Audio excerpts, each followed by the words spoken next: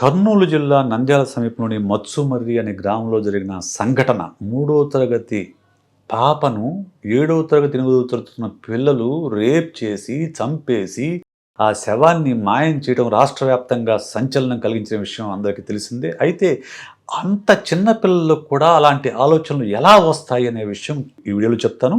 Video చివరిదాకా తప్పకుండా చూడండి.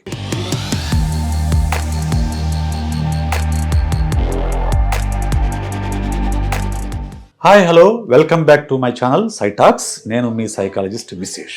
7-8 తరగతులు అంటే వాళ్ళ వయస్సు మహా అయితే 12-13 సంవత్సరాలు ఉంటుంది. 12-13 సంవత్సరాల పిల్లలు ఒక 3వ తరగతి చదివే పాపని రేప్ చేయటం ఏంటి, చంపేయటం ఏంటి, వాళ్ళు చంపేస్తే వాళ్ళ పేరెంట్స్ వచ్చేసి ఆ శవాన్ని మాయం చేయటం ఏంటి, మనం ఎక్కడికి వెళ్తున్నాము అనే ప్రశ్న ఈ సంఘటన విన్నప్పటి నుంచి కూడా నా మనసులో తోస్తూ ఉంది. ఒక సైకాలజిస్ట్గా నేను దాన్ని పరిశీలించినప్పుడు అసలు ఆ వయసు పిల్లలకి సెక్స్ అనే ఆలోచన కానీ, సెక్స్కి ఒప్పుకోకపోతే రేప్ చేయాలనే ఆలోచన కానీ ఎక్కడి నుంచి వస్తుంది? ఇది ఫస్ట్ క్వశ్చన్. రెండో క్వశ్చన్ ఏంటి? రేప్ చేసిన తర్వాత చంపేయాలనే ఆలోచన వాళ్ళకి ఎక్కడి నుంచి వచ్చింది? ఇది రెండో క్వశ్చన్. మూడోది, పేరెంట్స్ ఎందుకు మాయం చేశారు? ఈ మూడు క్వశ్చన్లు ఈ వీడియోలో మనం మాట్లాడుకుందాం. ఫస్ట్ క్వశ్చన్, మీరైనా, నేనైనా, పిల్లలైనా, ఎవరైనా కానివ్వండి, మన చుట్టూ ఉన్న పరిస్థితులు, మనం చూసిన పరిస్థితులు, మనం విన్న పరిస్థితులు, మనం చదివిన పుస్తకాలు, చూసిన సినిమాలు, వీటి నుంచే మనం జ్ఞానం నేర్చుకుంటాం. అంతే కదా? ఎవరికైనా జ్ఞానం అలాగే వస్తుంది. ఈ పిల్లలకి సెక్స్ అనే ఆలోచన ఎక్కడి నుంచి వచ్చింది? ఈరోజు మనం ఏం చేస్తున్నాము? చిన్న పిల్లలకు కూడా స్మార్ట్ ఫోన్ చేతిలో పెట్టేస్తున్నాము. ముఖ్యంగా హై స్కూల్ వచ్చిన పిల్లలకి స్మార్ట్ ఫోన్ వాళ్ళకి ఇచ్చేస్తున్నాం. స్మార్ట్ ఫోన్లో తప్పు లేదు. Smart phone is a neutral object, it is an device, it is a gadget. కానీ స్మార్ట్ ఫోన్లో ఉన్న కంటెంట్ అనేది మంచి కంటెంట్ ఉందో, చెడు కంటెంట్ అంత డబుల్గా ఉంది. పిల్లలు చిన్న వయసులోనే పోర్న్కి ఎక్స్పోజ్ అవుతున్నారు. పోర్న్ చూసిన తర్వాత ఏమనిపిస్తుందంటే ట్రై చేయాలనిపిస్తుంది. ఎస్పెషల్లీ ప్రీ టీన్స్లో ఉన్నవాళ్ళు, అంటే వీళ్ళు 12-13 ఏళ్ళు అంటే అప్పుడే టీన్స్లోకి ఎంటర్ అవుతున్నారు. వీళ్ళకు ట్రై చేయాలనిపిస్తుంది. ట్రై చేయాలనిపించినప్పుడు వాళ్ళకు ఈజీగా దొరికేది ఎవరు? తనకంటే చిన్నపిల్లలు. సో ఇది ఆంతులు ఆ 3వ తరగతి అమ్మాయి పైన అత్యాచారానికి పాల్పడ్డారు. మరి ఆ తర్వాత ఆ అమ్మాయిని ఎందుకు చంపేశారంటే ఎక్కడో ఏదో క్రైమ్ సీన్ చూసుంటారు. మనకు ఇప్పుడంతా ఓటీటీలు మొత్తం కూడా క్రైమ్ సిరీస్లే కదా.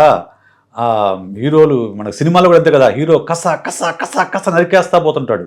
నాకు ఆశ్చర్యం వేస్తుంటుంది, ఏ సినిమాలో కూడా హీరో కస నరికితే వాడికి ఎలాంటి శిక్ష పడదు. హీరోకి శిక్ష పడటం నేను చూడలేదు, ఏదో కొన్ని సినిమాల్లో తప్ప. అప్పుడు ఏం చేస్తున్నాం మనము? హీరో అనేవాడు ఎలాగైనా చంపేయచ్చు అనేదాన్ని నార్మలైజ్ చేస్తాం. ఇక ఓటీటీల్లో అయితే చంపటాలు, నరకటాలు అనేవి, అసలు బూతులు అనేవి చాలా ధారాళంగా వస్తూ ఉంటాయి. రైట్? ఇవన్నీ మనం పిల్లలతో కలిసే చూస్తున్నాం. చాలామంది పేరెంట్స్ పిల్లలతో కలిసే చూస్తారు వీటన్నిటిని కూడా. ఇంట్లో, నట్టింట్లో, హాల్లో టీవీ పెట్టుకొని ఆ ఓటీటీ ప్లే చేసుకొని చూస్తూ ఉంటారు. వీటికి ఎక్స్పోజ్ అయిన పిల్లలకి ఏం ఆలోచనలు వస్తాయి? చంపేయాలని ఆలోచన వస్తుంది. చంపేసిపోయి వాళ్ళ ఫాదర్స్కి చెప్పారు. వాళ్ళెంత మహానుభావులంటే, వాళ్ళంత పిల్లల్ని ఏం చేయాలి? కొట్టాలి, తిట్టాలి, దండించాలి, తీసుకెళ్ళి పోలీసులకు అప్పగించాలి. కానీ వాళ్ళు ఏం చేశారు? తమ కొడుకుల్ని కాపాడుకోవడం కోసం, తమ బిడ్డల్ని కాపాడుకోవడం కోసం, పరాయి బిడ్డ ఏమైపోయినా పర్లేదనే దీంతో ఆ అమ్మాయి శవాన్ని గోతంలో వేసి దానికి ఒక రాయి గట్టి తీసుకెళ్ళి కేసీ కెనాల్లో పడేశారు. ఎంత దారుణం! ఇటువంటి మనస్తత్వం ఉన్న పేరెంట్స్ దగ్గరికి పెరిగిన పిల్లలు అలా చేయడంలో నాకేం ఆశ్చర్యం అనిపించట్లేదు. ఎందుకంటే క్రిమినల్ మెంటాలిటీ ఉంది ఆ పేరెంట్స్కి, ఆ ఫాదర్స్కి.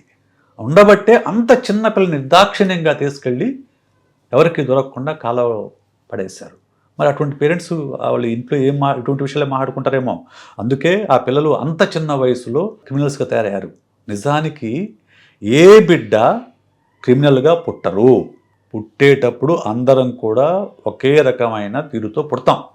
మన చుట్టూ ఉన్న పరిస్థితులు, మన చుట్టూ ఉన్న మనుషులు మనల్ని మంచివాళ్ళుగాను, చెడ్డవాళ్ళుగాను, మోసగాళ్ళుగాను, క్రిమినల్స్గాను తయారు చేస్తాయి. ఆ పరిస్థితులను అర్థం చేసుకునే విధానం, ఇంటర్ప్రెట్ చేసే విధానం.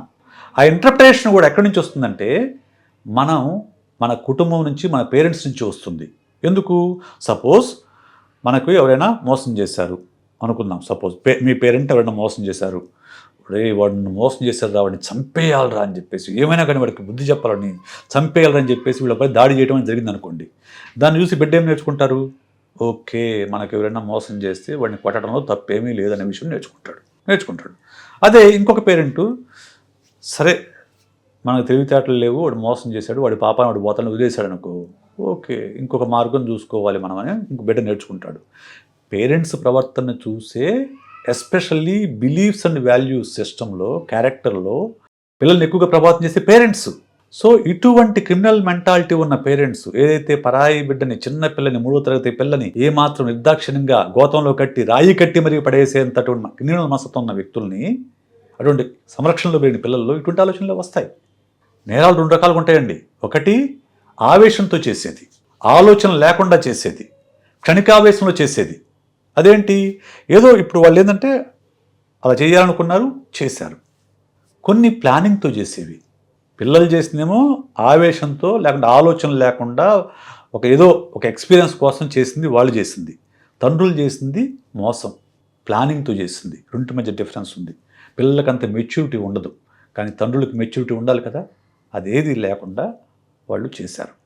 దీని నుంచి మనం నేర్చుకోవాల్సింది ఏంటంటే, పేరెంట్స్గా మనం చేయాల్సింది, పిల్లలు 24/7 వాళ్ళు చూసేది పేరెంట్స్ని. వాళ్ళకి కావాల్సిన బేసిక్ క్యారెక్టర్ బిల్డింగ్ అనేది పేరెంట్స్ దగ్గర నుంచి నేర్చుకుంటారు. కమ్యూనికేషన్ ఎలా మాట్లాడాలనేది పేరెంట్స్ దగ్గర నుంచి నేర్చుకుంటారు. దేన్ని నమ్మాలి, దేన్ని నమ్మకూడదు అనేది పేరెంట్స్ దగ్గర నుంచి నేర్చుకుంటారు. అలాగే ఎలాంటి వాల్యూ సిస్టమ్ను ఫాలో అవ్వాలి అనేది పేరెంట్స్ దగ్గర నుంచి నేర్చుకుంటారు. కాబట్టి మీరు జాగ్రత్తగా ఉండండి. అలాగే మీరు మంచి విలువలు పాటించండి. మీ పిల్లలకు రోల్ మోడల్గా నిలబడండి. అప్పుడు ఈ మచ్చుమరి లాంటి సంఘటనలు మళ్ళీ జరగకుండా ఉంటాయి. సమాజాన్ని, సెల్ ఫోన్ని, ఇంటర్నెట్ని తిట్టుకుంటే సరిపోదు. మార్పు మన ఇంటి నుంచే మొదలు కావాలి. ఎలాగో నేను చెప్తా. మా వాడు ఒక కాలేజీలో బీటెక్ చదువుతున్నాడు. వాడు మొన్న నాకు చెప్పిన విషయం ఏంటంటే, నాన్న మా కాలేజీలో ఒక 40 మందిని సిఆర్ చేశారని. సిఆర్ అంటే ఏంటని అడిగా.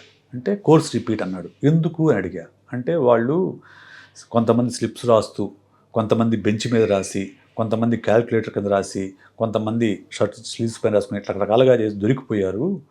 వాళ్ళందరినీ కూడా ఖచ్చితంగా ఆ కోర్స్ రిపీట్ చేయమని చెప్పేసి కాలేజీ నోటీస్ ఇచ్చింది అని చెప్పారు. అవునా అని చెప్పేసి, మరి చేసింది తప్పే కదరా, మరి పనిష్మెంట్ ఉంటుంది కదా అని చెప్పాను.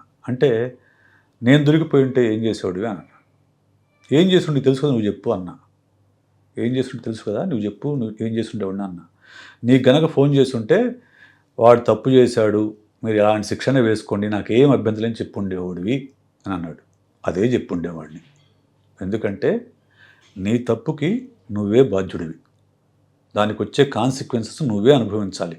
నిన్ను రెస్క్యూ చేయడం నా బాధ్యత కాదు. నువ్వు ప్రమాదంలో ఉంటే రెస్క్యూ చేస్తా, నీకు అవసరమైతే సాయం చేస్తా, అన్నీ చేస్తా, కానీ నువ్వు తప్పు చేస్తే నేను కాపాడను. అది ఏం చెప్తుంది మన పిల్లలకి? ఓహో, నేను ఏ తప్పు చేసినా కానీ మా నాన్నను కాపాడతాడు అనేది ఒక రాంగ్ సిగ్నల్ పంపిస్తుంది. అది ఎప్పుడు కూడా మీ పిల్లలకి ఆ సిగ్నల్ ఇవ్వమాకండి. తప్పు చేసినప్పుడు పనిష్మెంట్ ఉంటుందనే విషయం స్పష్టంగా చెప్పండి. పనిష్మెంట్ చిన్నప్పటి నుంచి నేర్పించండి. అప్పుడు వాళ్ళు తప్పులు చేయకుండా ఉండేందుకు ప్రయత్నిస్తారు. రైట్? సో అందువల్ల మీరు మీ పిల్లలకి మంచి రోల్ మోడల్గా నిలబడితే ఆటోమేటిక్గా మీ పిల్లలు కూడా మంచి పౌరులుగా ఎదుగుతారు. ఇది ఆ మచ్చుమరి సంఘటన నుంచి మనం నేర్చుకోవాల్సిన పాఠం, పేరెంట్స్గా పిల్లలకు నేర్పించాల్సిన పాఠం. ఓకే, ఈ వీడియో మీకు నచ్చినట్లయితే లైక్ చేయండి, షేర్ చేయండి, సబ్స్క్రైబ్ చేయండి. మరో వీడియోతో మీ ముందుకు వస్తాను. నేను మీ సైకాలజిస్ట్ విశేష్.